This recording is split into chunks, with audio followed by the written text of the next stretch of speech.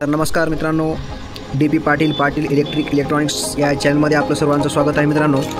तर मी आज आपल्यासाठी एक नवीन व्हिडिओ घेऊन आलेला आहे आणि या व्हिडिओमध्ये आपण पाहणार आहात की fine in one power plate connection कशा प्रकारे करायचे हे आपल्याला आज या व्हिडिओमध्ये आपल्याला पाहायचं आहे मित्रांनो। तर यासाठी लागणारे टूल्स म्हणजे आपल्याला काही वायरचे तुकडे लागतील, प्लस एक स्क्रूड्रायव्हर लागेल, कटर लागेल। तर मित्रांनो या सुरुवातीला आपण मी एक डायग्राम बनवला आहे आणि याच्यामध्ये आपल्याला समजून जाईल।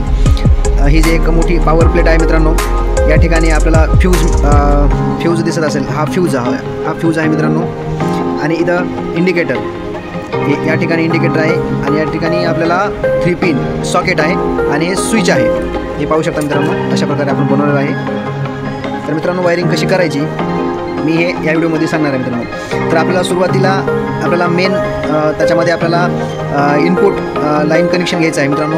तर या ठिकाणी फ्यूजमध्ये आपल्याला एक वायर द्यायची आहे। त्यानंतर दुसऱ्या जो सॉकेट आहे याच्यामध्ये आपल्याला इथनं एक वायर घ्यायचा आहे आणि तो स्विचच्या वरच्या साईडला द्यायचा आहे मित्रांनो। या ठिकाणी वरच्या साईड दिलं आणि एक वायरचा तुकडा घ्यायचा आहे। इकडनं आपल्याला या सॉकेटच्या एका टर्मिनलमध्ये आपल्याला द्यायचा आहे मित्रांनो।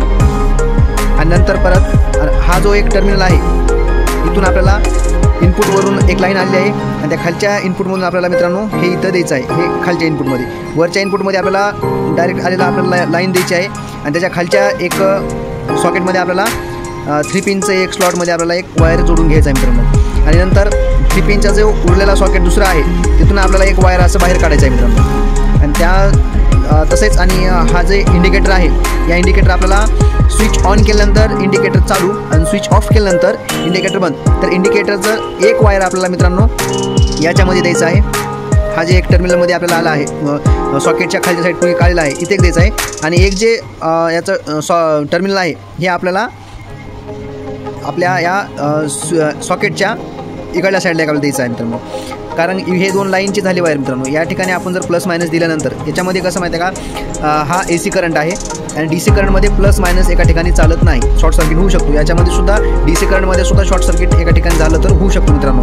तर त्यासाठी आणि DC करंटमध्ये AC करंटमध्ये प्लस मायनस असं काही नसतं मित्रांनो याच्यामध्ये। आणि फक्त DC करंटमध्ये आपल्याला प्लसला प्लसच द्यायला लागेल आणि मायनसला मायनसच द्यायला लागेल मित्रांनो। तर मित्रांनो आपण पाहू शकता या टर्मिनलमध्ये आपण इथं फ्यूजमध्ये एक वायर दिला आहे, त्याच्या दुसऱ्या साईडला आपल्याला एक वायर दिला आहे।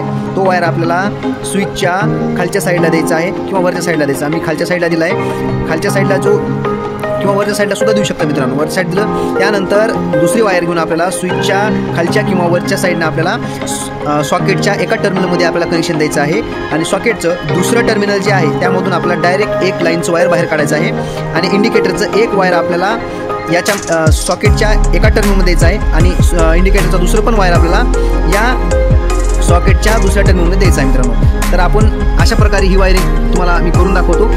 तर मित्रांनो आपण अशा प्रकारे तुम्ही पाहू शकता हे आपण अशा प्रकारे इथं पूर्ण वायरिंग करून घेतलेली आहे।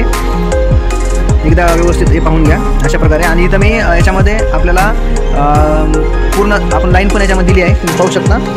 आता आपण चेक करूया की हा कशा प्रकारे वर्क करतो। हे बघा, बटन आपण ऑन केल्यानंतर इंडिकेटरचं ब्लिंक दाखवलं, ऑफ केल्यानंतर इंडिकेटर ऑफ होईल मित्रांनो। त्या ठिकाणी मित्रांनो हे बघा, हे जुगाड आहे, पिन आणि होल्डरचं आपण एका ठिकाणी केलं आहे। याचा पण व्हिडिओ मी नंतर टाकेल, एकदम जबरदस्त जुगाड आहे मित्रांनो, आपल्याला असं काम वापरण्यात येईल मित्रांनो। हे बघा आपण चेक करून बघू, हे स्विच ऑन ऑफ। तर मित्रांनो अशा प्रकारे fine in one with box याचा आपण पॉवर प्लेटचं कनेक्शन या व्हिडिओमध्ये पाहिलं आहे मित्रांनो। व्हिडिओ आवडला असेल तर व्हिडिओ लाईक करा, चॅनल सबस्क्राईब करा आणि जास्तीत जास्त शेअर करा। धन्यवाद।